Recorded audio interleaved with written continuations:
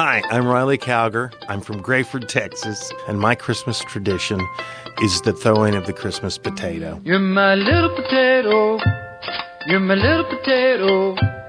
You're my little potato. They dug you up.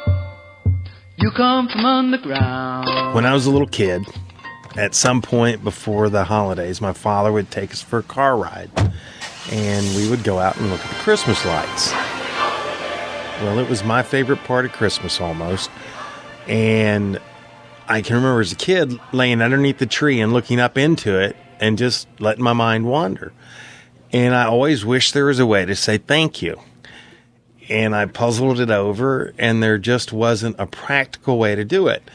And I just kept thinking about it and thinking about it, thinking about it. In 1982, I thought, well, heck, I'm just going to throw a little message in yards. We first went out and we're going to write down addresses. We were going to actually mail postcards, but that was too much trouble. So I printed these, the messages up, and the first year we used pieces of kindling wood, and we threw quite a few that year. And then the next year, I worked for record stores. I ran record stores. And so it was a really busy time of year. My mother was in the hospital, and I was coming back to the store, and I thought, why not a potato? I grew up in a town called Topeka, which we were always taught meant a good place to dig potatoes. So that tied it back to my roots. And that's honestly why. And potatoes are cheap.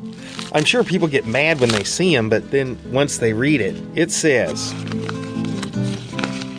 no one is quite sure how the tradition of the Christmas potato began. Many believe it began in the latter half of the 20th century when a young man tossed seasonal greetings wrapped around uncooked potatoes into the yards of houses decorated with Christmas lights. It was his way of saying thank you and Merry Christmas. Before the advent of the Christmas potato, there was no way to easily thank those who brighten our holiday season with their unselfish efforts. Now, each year, children and adults alike look forward to the annual pitching of the holiday spud.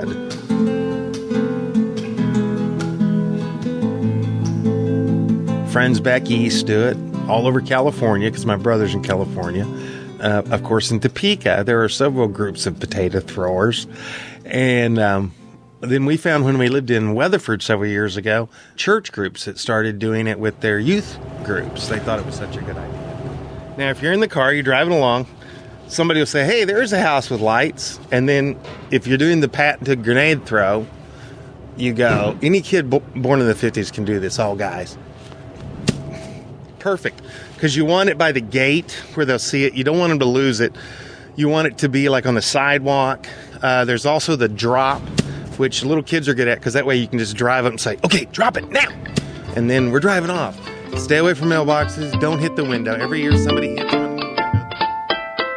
My mother told me it was the only thing I'd ever done that made her truly proud. You're my little potato. You're my little potato. You're my little potato. It takes a certain type of person to throw Christmas potatoes.